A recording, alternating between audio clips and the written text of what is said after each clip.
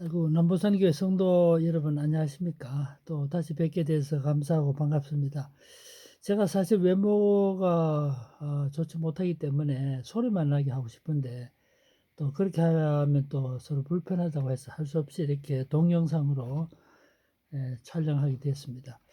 지난번에 우리가 전적 타락에 대해서 말씀을 드렸는데 오늘은 두 번째로 우리 무조건적 선택, unconditional election, 무조건적 선택에 대해서 말씀을 드리겠습니다. 지난주에 말씀드렸지만 원래 칼빈적 5대 교례라는 것이 역사적 배경에서 만들어진 거 아닙니까? 네덜란드 교회가 하란 교회가 칼빈주의 국가였는데 두 가지 신앙 고백을 받아들이고 있었어요. 한 가지가 하이델베르크 신앙 문답서, 다른 한 가지가 벨직 신앙 고백서. 벨직이라는 말은 벨기에라는 뜻입니다. 원래 벨기에가 하란의 일부였는데 나중에 독립해서 분리됐잖아요. 그래서 벨직이라는 말은 사실 벨기에라는 말이지만 사실 하란이라 해도 과언이 아니에요. 근데 이 두 가지 신앙 고백서가 17세기에 만들어진 중요한 신앙 고백서인데 이 신앙 고백서를 칼빈주의적인 하란 정부가 받아들이고 있었어요. 그런데 이 신앙 고백서가 표명하고 있는 가장 중요한 내용이 예정론의 문제인데 여기 의문을 가졌다 한 법률가가 있었다고 제가 말씀드렸잖아요. 이 법률가가 이 문제를 제기해요. 칼빈주의 받아들이기 어렵다. 그런 문제를 제기하니까 사람들이 지금 암스테르담 개혁교회 젊은 목사 아주 유능한 목사가 있으니까 그 목사에게 보내가지고 이 사람의 칼빈주의를 좀 설명해 주도록 특히 예정론을 그렇게 그 젊은 목사에게 보냈는데 그 젊은 목사 이름이 아르미누스였어요. 근데 이 아르미누스가 법률가 얘기를 가만히 들어보니까 그 사람 설득시켜야 되는데 도래 자신이 설득당하게 된 거 아닙니까? 그렇지만 그때 공개적으로 이 칼빈주의를 반대할 수 없으니까 침묵하고 있었죠. 그런데 가운데 이 아르미누스가 1603년에 레이든 대학의 신학부 교수가 됩니다. 교수가 된 다음에 이제 자신의 의견을 말하게 된 거죠. 그래 가다가 1619년 죽고 나니까 제자들이 자기 선생이 가르쳤던 그 가르침을 근거로 해서 화란 정부가 받아들이고 있는 하이델베르크 신앙문답서와 벨기에 신앙 고백서를 우리가 주장하는 이 5가지 신앙 개요에 맞추어서 수정해 주시오라고 항의서를 제출했죠. 지난주에 말씀드렸지만 한 번 더 복습을 합니다. 이게 항의를 받아들였던 한 정부가 이 문제 가지고 논의 끝에 회의를 소집합니다. 그 회의가 도르트 레히트라는 화란의 도시에서 모였기 때문에 도르트 레히트 이름이 기니까 줄여서 도르트 DORDT 도르트 회의를 그럽니다. 도르트가 1618년부터 모였잖아요. 약 7개월 동안 모이지 않았습니까? 모여가지고 충분히 의논했습니다. 그때 하란에 있는 신학자뿐만 아니고 독일, 스위스, 심지어 스코틀랜드, 프랑스에 있는 학자들도 초청했는데 프랑스 정부가 천주교 국가니까 허락 안 해서 같이 못했어요. 그래서 이 학자들이 모여가지고 7년 동안, 7개월 동안 같이 기도하고 금식하면 그렇게 연구해 보니까 이 아르미누스의 제자들이 제기한 항의서가 성경의 가르침에 부합하지 않다 그래서 거절했잖아요. 거절하면서 그들이 제시했던 5가지에 맞춰서 칼빈주 입장을 5가지로 제시하다 보니까 5대 교류가 된 거죠. 그 5가지 교리를 쉽게 툴립, 화란의 국화인 툴립이라는 이름을 기억하기 좋게 할 수 있다고 말씀드렸죠. 첫 번째가 T니까 total depravity, 전적 타락. 이 전적 타락에 대한 지난주에 말씀드렸고, 오늘은 두 번째로 이 무조건적 선택에 대해서 말씀을 드릴게요. 이게 참 어려운 교리예요. 그러나 또 한편 이해하고 나면 별거 아니지만 그래도 그 당시나 후대에 굉장히 큰 논쟁을 불러일으켰던 이 교리가 예정교리인데 이 예정교리와 관계된 것이 바로 무조건적 선택의 교리입니다. 한번 생각해 봅시다. 이름 그대로 무조건적 선택. 하나님께서 우리를 예정할 때 우리를 아무런 조건 없이 예정했다는 거죠. 이게 무조건적 선택입니다. 우리 차근차근 한번 생각해 봅시다. 저 인쇄물을 좀 정리한 거 있으니까 그걸 보시면서 들어주셔도 좋고요. 한번 생각해 봅시다. 무조건적 선택. 하나님께서 어떤 사람을 구원받을 자로 선택했다는 거죠. 선택했는데 아무런 조건 없이 선택했다는 거예요. 이게 무조건적 선택입니다. 이 나중에 말씀드리겠지만 이게 성경의 중요한 성경적 근거가 하나님께서 자기 기쁘신 뜻을 따라 예정하되, 자신의 기쁘신 뜻을 따라 예정하되, 중요한 말이 있습니다. 하나님의 의지입니다. 하나님의 뜻이죠. 앞으로 저 사람이 예수를 잘 믿을 것을 아시니까 그것을 근거로 해서 그 사람을 선택했다. 그것이 아니에요. 자, 봅시다. 지금 이 예정 문제가 아르미니안주의하고 칼빈주의자들의 천면 대립이에요. 그래서 아르미누스가 문제 제기하고 반대했던 거 아닙니까? 근데 이 칼빈주의 가르침이 17세기에 와서 아르미누스를 지지하는 이 항의자들의 항의 때문에 좀 더 선명하게 제시하게 된 것입니다. 칼빈주의 교리가 아르미누스주의자들의 항의 때문에 보다 더 선명하게 제시됐기 때문에 더 잘 이해하게 된 건데요. 생각해 봅시다. 큰 차이점이 이겁니다. 아르미누스주의자는 이렇게 생각하는 거예요. 어떻게 하나님께서 그냥 우리를 선택할 때 아무런 조건도 없이 어떤 사람은 구원받을 자로 선택하고 어떤 사람은 구원받지 못할 자로 버려줬다. 어떻게 말이 됩니까 이게. 하나님 이런 하나님이라면 하나님 너무 횡포다 횡포. 폭력이다 폭력. 이렇게 생각한 거예요. 이거는 완전 독재다 독재.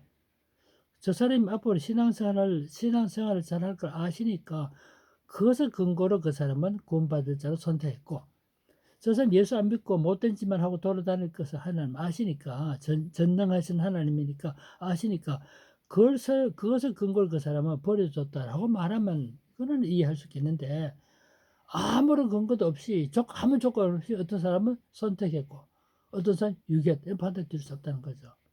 여러분 예정에 대해서 알미누스주의자들도 예정을 반대하지 않아요. 예정을 거부하지 않아요. 예정이 있다는 거예요. 그러나 하나님께서 예정할 때 어떤 사람은 선택했다는 것은 구원받을 자로 선택했다는 것은 하나님 모든 걸 아시니까 저 사람은 예수를 잘 믿고 신앙생활을 잘할 것을 아시니까 그것을 근거로 해서 선택했다는 거예요. 그게 알미니스주의자들이에요. 이거를 예지예정이라 그럽니다. 예지예정. 무슨 말입니까? 미리 아심에 근거해서 예정했다. 그게 알미니스주의자들이에요. 인간의 이성으로 보면 진짜 합리적으로 그런 것 같아요. 그렇지 않겠어요? 칼빈주의자는 뭐라 그럽니까? 그렇지 않다는 거죠. 하나님께서 어떤 사람을 선택하실 때 그 사람이 앞으로 예수를 잘 믿을 것을 아시고 그것을 근거로 해서 예정한 것이 아니고 인간은 어떤 것도 고려하지 않고 하나님이 자기의 뜻을 따라 자신의 뜻으로 예정해서 따르는 거죠. 조건 없습니다. 그래서 이것이 무조건 unconditional 조건 없는 무조건적 선택이라는 것입니다. 우리 생각해 봅시다. 만일 하나님이 어떤 사람을 선택할 때 예정할 때 저 사람이 예수를 잘 믿을 것을 아시고 선택했다라고 말한다면 알미니스주의자들의 주장이잖아요. 그러면 뭐가 됩니까? 무슨 문제가 발생합니까? 그 사람의 행위가 구원의 근거가 된 거죠. 결국은 그건 행위 구원이 되고 마는 거예요. 내 스스로 내가 의지를 가지고 내가 선한 일을 하고 믿음으로 살았기 때문에 그것이 그 사람의 빈거가 돼서 그것을 근거로 그 사람을 구원받을 자로 선택했다라고 말하는 것은 결국은 인간의 행위가 인간의 의지가 구원의 근거가 됐다는 뜻이죠. 이것이 큰 문제예요. 그래서 칼빈주의자들은 하나님 앞에서 인간 전적으로 타락했기 때문에 인간의 행위가 어떤 행위도 하나님 앞에 의로울 수 없다는 거죠. 그걸 부인한 거죠. 결국 따지고 보면 무슨 문제입니까? 전적 타락에 대한 인식의 문제에 근거합니다. 칼빈주의자들은 인간의 전적 타락을 말해요. 전적으로 타락했기 때문에 내 의지로 내가 선을 향할 의지조차도 없는 거예요. 인간 하는 모든 것은 다 악한 것이지 선을 행할 의지조차 없어요. 그래서 내가 내 스스로는 나를 구원할 수 없는 것이죠. 그래서 전적인 하나님의 은총에 의해서만 구원받는다는 것이 칼빈주의자들의 생각이에요. 이게 전적 타락이죠. 우리가 잘 아는 박형용 박사는 이 인간의 본성을 말할 때 인죄론, 인간론이라고 말하지 않고 인죄론이라고 말한 바가 있어요. 근데 알미니스주의자들은 근본적으로 뭡니까? 인간의 전적 타락을 말하지 않아요. 인간의 전적 타락을 말하지 않기 때문에 타락하지 않는 영역에서 인간의 행위가 의로움이 될 수 있다는 생각한 거죠. 자, 지난주 말씀드렸죠. 천주교가 그렇습니다. 천주교 구원관이 신인협동설인데, 신인협동설이라는 말은 인간의 행위와 하나님의 은총 합쳐서 구원을 이룬다는 거거든요. 그것은 인간의 전적 타락을 말하지 않기 때문에, 인간이 전적으로 타락했다고 믿지 않기 때문에, 타락한 부분은 인간이 무능하니까 하나님 은총이 필요한데, 타락하지 않는 부분은 인간의 행위가 의로움이 될 수 있다는 거예요. 그래서 합쳐져서 구원받는 거 아닙니까? 이게 천주교 입장하잖아요. 알미니우스도 바로 그런 경향을 띠고 있는 거예요. 여러분, 무조건적 선택이라 말할 때 두 가지 의미가 포함됩니다. 첫째로는 하나님이 예정했다는 뜻이고, 예정하지만 어떤 사람 조건 없이 예정했다. 이 두 가지 포함되죠. 우리 예정 이야기 좀 해봅시다. 예정을 제가 인쇄물에 좀 적어놨는데요. 한번 볼까요? 예정이란 말은 우리 영어로 predestination 아닙니까? predestination. 이것이 predestination이 말하는 사전에 그 사람을 선택했다는 뜻인데, 여기 이 말 pre란 말은 그 이전에 접도 아닙니까? 사전의 뜻이죠. 그 다음에 destination의 말은 destination은 원래 목적지. 그러니까 어떤 사람의 목적지에 도달하기 이전에 그 사람의 목적지를 알게 해주셨다. 이게 예정이라는 뜻입니다. 뭐 이런 어원적인 것을 따질 필요가 없는데요. 야, 사실 참 흥미로운 문제입니다. 흥미로운 일이에요. 하나님이 우리를 미리 예정했다. 참 이해하기 어렵잖아요. 그래서 많은 논란이 있었습니다. 우리가 태어나기 전에 하나님께서 우리를 다 예정하셨다. 우리 구원 문제도 여러분 내가 내 스스로 나를 구원할 수 없다는 거죠. 이 자力구원서를 받아들이지 않잖아요. 전적으로 하나님의 은혜에 의한 믿음으로만 구원받는 것이기 때문에 우리는 자력구원을 받아들이지 않아요. 그런데 하나님께서 우리를 구원받을 줄 미리 정해 주셨다는 것이 예정론이고, 우리를 미리 구원받을 줄 예정하되 조건 없이 우리를 예정해 주셨다는 것이 무조건적 선택의 교리예요. 뭐 이런 것까지 알 필요 없지만 제가 좀 말씀드려 볼게요. 저는 우리 교인들 다 같이 듣는 강좌인 줄 알았어요. 알고 보니까 한 20여 명 선택해서 듣는다 그러니까 조금 더 마음이 부담이 덜하고요. 또 이미 이런 데 관심 갖고 있기 때문에 들으시겠다 결정은 아니겠어요. 그죠? 참고로 말씀드리면 어거스틴 때는 이미 성경에서 말하고 있으니까 이미 어거스틴이 예정 교리 말하지 않았어요. 근데 어거스틴은 어떤 사람은 구원받을 줄 예정되어 있다. 아시겠습니까? 선택되어 있다. 이걸 말했어요. 그러다 16세기에 와서 특히 칼빈, 다른 기획자들도 말했지만 특히 칼빈에 와서는 어떤 사람은 구원받을 줄로 예정되어 있고 선택되어 있고, 어떤 사람은 구원받지 못할 줄 버려져 있다. 선택과 유기 두 가지 다 말했기 때문에 이것을 이중 예정이라고 말한 거예요. 사실 어거스틴 때는 선택만 특히 선택만 말했습니다. election. 칼빈 때 와서 이것은 선택과 또 반대기 되면 유기를 동시에 말하게 되기 때문에 이것을 이중 예정이라고 말하게 된 거예요. 자, 우리 한번 인쇄물 쭉 보시면서 들어보시면 되겠는데요. 한번 봅시다. 예정 교리를 반대하는 사람들은 보통 세 가지 이유를 제시합니다. 첫 번째, 예정 사상은 숙명론이나 운명론과 다를 바 없다는 거죠. 어떤 사람이 구원받을 줄 예정되어 있고 어떤 사람 구원받지 못할 줄 버려져 있다로 말하면 이건 숙명론 아니에요. 숙명론. 사람이 태어나기도 전에 구원 문제가 결정되어 있다는 것은 그건 하나님은 공정하지도 않고 자유롭지도 않고 폭군이다.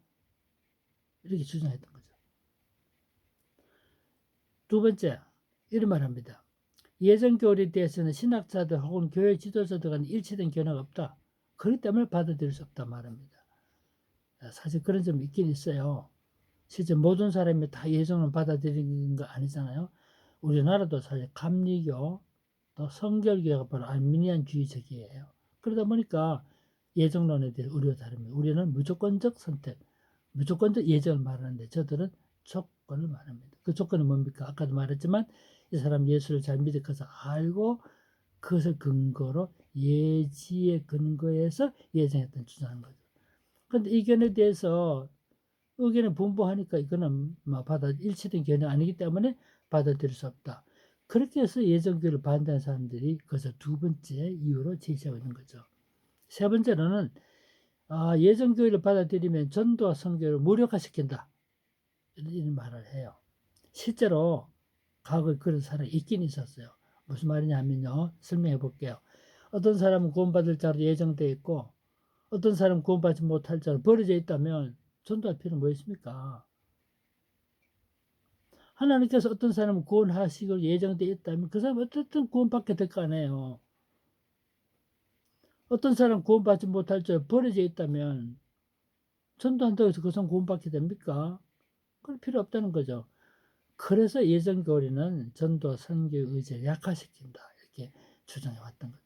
그래서 예정교리를 이 세 가지 이유를 가지고 반대한 사람들도 있었어요.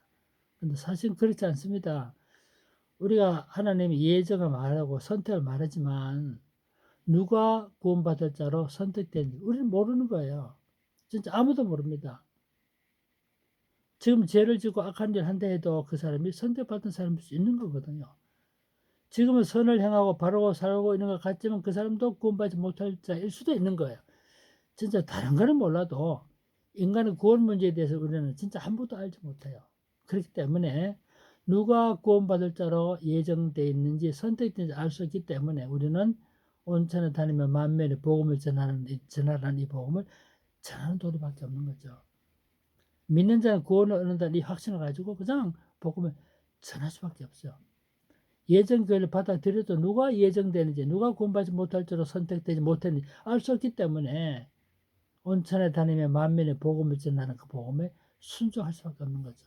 그래서 예정교리가 전도나 선교를 무력화시킨다는 말은 사실은 예정교리는 잘못된 생각 때문에 그런 말을 하게 된 거죠. 제가 이 정도 말씀드리고요.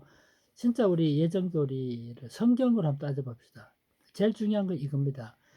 사실 우리가 받아들이기 어려워도 하나님께서 어떤 사람을 구원받을 자로 인간 어떤 것도 고려하지 않고 선택했다라고 말할 때 좀 받아들이기 어렵다 생각해 봅시다. 그럼에도 불구하고 제일 중요한 것은 우리의 이성으로 받아들일 수 있는가 없는가가 아니라 성경이 어떻게 말하고 있는가. 이게 중요한 거죠. 성경이 말하고 있으면 성경이 명백하게 가르치고 있으면 내 인간의 이성으로 받아들이기 어려워도 받아들여야 하는 그것이 믿음이죠.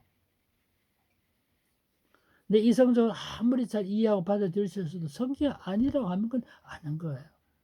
성경 말씀은 인간의 이성이나 인간의 지식, 인간의 상식 그 이상의 것이기 때문에 내 생각과 달리 성경이 어떻게 말하고 있는가를 이해하는 것이 중요한 것이죠. 그래서 제일 중요한 것이 성경적 근거를 제시하는 겁니다.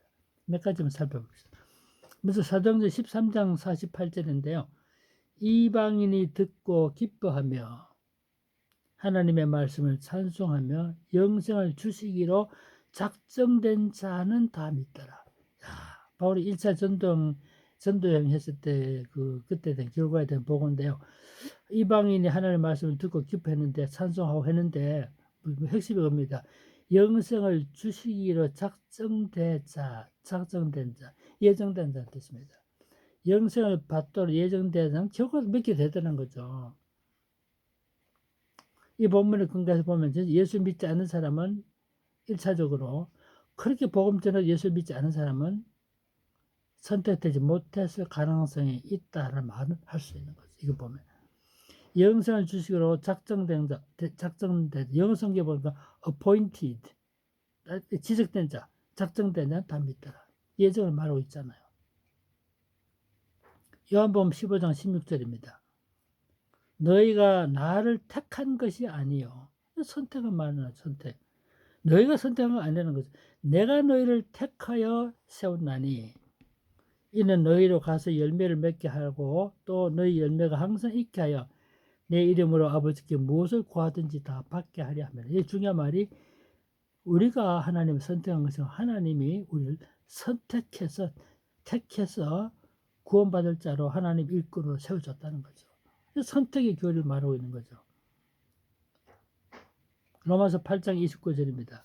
하나님의 미리 아신 자들로 또한 그 아들의 형상을 본받게 하기 위하여 그 다음에 미리 정하셨으니 미리 예정하신 거예요. 이는 그로 많은 형제 중에서 맏아들이 되게 하십니다. 우리를 맏아들이 되게 하시기 위해서 영적인 맏아들이 되게 하기 위해 우리를 미리 선택했다는 거죠. 하나님 작정, 예정 교회를 말하고 있는 거 아닙니까? 로마서 9장 16절에 보면요. 그런즉 원하는 자로 말미암음도 아니요 다른 박질하는 자로 말미암도 아니요 오직 긍휼히 여기시는 하나님으로 말미암음이니라. 우리가 선택된 것이요. 내가 노력해서 내가 마음 원하는 그것 때문도 아니고 내가 막 다름질 한다면 내가 고투해서 이런 것도 아니고 긍휼히 여기시는 하나님으로 말미암는 것이다. 하나님에 의해서 선택된다는 거죠. 이건 행위를 얻지 못한다는 거예요. 중요한 말씀이죠. 에베소서 1장 4절에서 6절 이게 아주 중요한 본문인데 보세요. 창세전에 그리스도 안에서 우리를 뭐라고요? 택하사. 하나님 선택을 말하잖아요. 창세전 심지어는 우리가 출생하기도 전에 하나님 우리를 선택했다는 거죠. 우리로 사랑 안에서 그 앞에 거룩하고 흠이 없게 하시려고 그 기쁘신 뜻대로 우리를 예정하다. 이 중요한 본문이에요. 그 기쁘신 뜻대로 하나님의 뜻을 따라 예정한 거죠. 우리 어떤 행위를 근거로 예정하지 않았다는 겁니다. 예수 그리스도 말미암아 자기 아들들이 되게 하셨으니 이는 그가 사랑하시는 자 안에서 우리에게 거저 주시는 바 그의 은혜의 영광이 찬송이 되게 하였습니다. 유명한 본문 압니까? 기쁘신 뜻을 따라 예정하신 거예요. 전적으로 하나님의 선택이라는 거죠. 조건은 무조건적 선택이라는 거죠. 그래서요, 이 성경에 근거해서 무조건적 선택을 말하게 된 거예요. 인간의 이성에 말에 근거하지 않고요. 참 우리가 안다는 것이 얼마나 알겠습니까? 사실은 따지고 보면 그렇잖아요.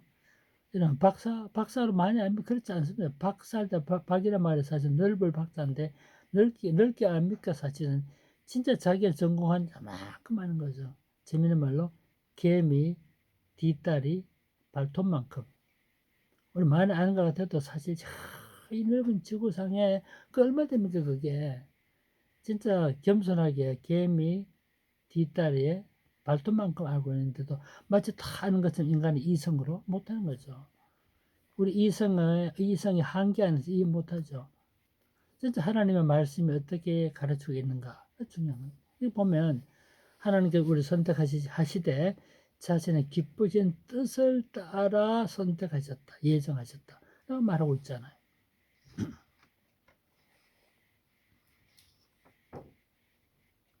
에베소서 1장 11절에 보니까요. 모든 일을 그 마음의 원대로 역사하시는 자의 뜻을 따라 중요한 말을 하고 있습니다. 모든 일 그 마음의 원대로 역사하시는 자의 뜻을 따라 우리가 예정을 뭐라고 입어. 하나님의 자기 의지를 따라서 우리 예정했기 때문에 우리는 피동입니다. 수동 예정을 입어 그 안에서 기업이 되었다. 기업이란 말은 상급이라는 뜻입니다. 기업은 하나님께서 값없이 주시는 그 결실들.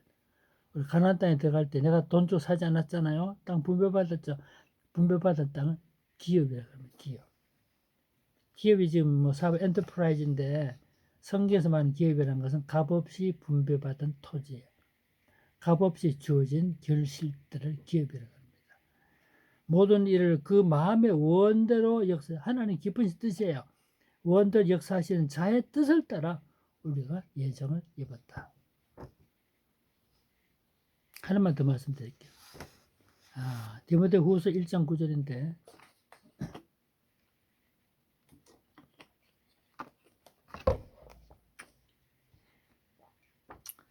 하나님이 우리를 구원하사 거룩하신 소명으로 부르심은 우리의 행위대로 하심이 아니요. 명백한 말입니다. 오직 자기의 뜻과 그 영원 전부터 그리스도 예수 안에서 우리에게 주신 은혜대로 하심이라. 우리를 선택하고 하실 때요. 우리의 부르신 것은 우리의 행위대로 하심이 아니요. 이거 행위가 전혀 고려되지 않은 거예요. 오직 자기의 뜻과 in his will, 우리 주님의 뜻과 영원 전부터 그리스도 예수 안에서 우리에게 주신 은혜대로 하신 것이다. 무조건적 선택을 말하고 있는 거예요. 예전 교리는 우리가 어떻게 이해하고 받아들일 것이냐의 문제가 아니라 성경에서 일관되게 가르치는 하나님의 주권에 관한 진술이에요. 그래서 사도 바울은 그의 서신 서두에서 항상 뭡니까? 예수 그리스도의 뜻을 따라 부르심을 택정함을 입은 나 바울은 항상 하나님 선택을 말하고 있잖아요. 사도로 부름 받은 것도 자기가 한 것이 아니고 하나님이 불러주셨다는 걸 그런 식으로 말씀하지 않았어요. 우리 시간이 좀 다 돼가는데 간략하게 조금만 말씀드릴게요. 우리 몇 가지 한번 생각해 봅시다. 첫 번째로는 예정과 하나님 주권인데, 예정과 하나님 주권, 이게 참 중요해요. 예정은 인간의 이성을 이해하기 어려운 문제지만 하나님을 만유의 주권자 사실을 인정한다면 그건 어렵잖아요. 주권자가 자신의 뜻을 따라서 장차될 일을 미리 정하셨다는데 우리가 못 받을 이유가 없는 거죠. 만약 하나님께서 자신의 뜻을 따라 무언가를 미리 정할 수 없다면 그런 진정한 주권자를 볼 수 없는 거죠. 그러니까 하나님의 예정은 하나님의 주권에 대한 믿음의 결과입니다. 하나님 우주 모든 것 주권자이기 때문에 인간의 구원 문제도 주권을 행사할 수가 있는 거죠. 그러니까 하나님이 만물의 모든 주권자의 사실 인정한다면 하나님의 예정도 인정할 수 있게 되는 거죠. 그러니까 다시 말하면 하나님께서 인간의 구원 문제를 미리 예정하시고 결정하셨다는 것은 하나님의 주권을 인정하는 것입니다.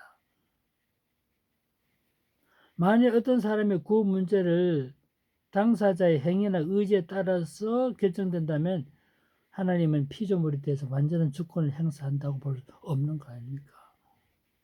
결국 예정 교리는 하나님의 절대 주권을 인정하는 신앙고백입니다. 이중 예정 참고로 말씀드렸는데 사실 이중 예정 선택은 유기이지만 사실은 유기에 별로 신경 쓸 거 없어요. 실제로는 뭐가 강조하는 것이 뭐냐면 다시 말하면 예정교의 핵심 유기의 예정을 그걸 말하는 것이 아니고요. 성도들에게 주어진 구원이란 무엇과도 비교할 수 없는 하나님의 긍휼과 자비와 은혜 산물이다. 이걸 강조하는 거예요. 그러니까 하나님께서 우리를 선택하시고 조건 없이 우리 예정하셨던 말은 무슨 말입니까?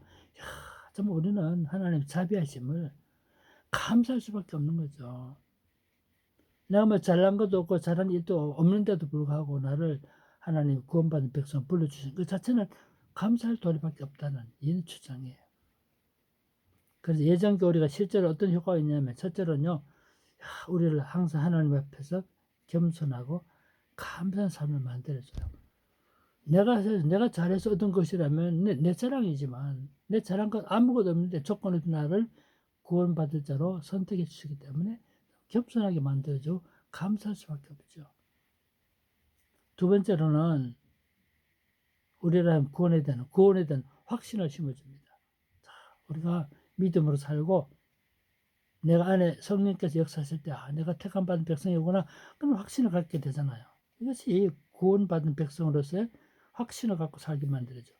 세 번째로 아까 조금 말씀드렸지만 하나님께서 구원의 문제 하나님의 주권에 속했죠. 우리는 모든 사람이 구원받기 원하시는 하나님의 뜻에 따라 널리 복음을 전해야 되겠다는 그런 용기와 확신을 갖게 되죠.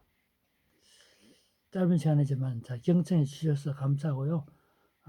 여러 가지 좋은 책들이 있으니까 부족한 점이 있다면 그런 책을 또 보시면 좋겠는데 예컨대 찰스 스펄전이 쓴 칼빈즈 오대교회 설교라는 책이 있어요. 제가 쓴 책인데요. 개혁주의를 모시는 저 책인데 여기 칼빈주의 5대 교리를 제가 설명했습니다. 보시죠.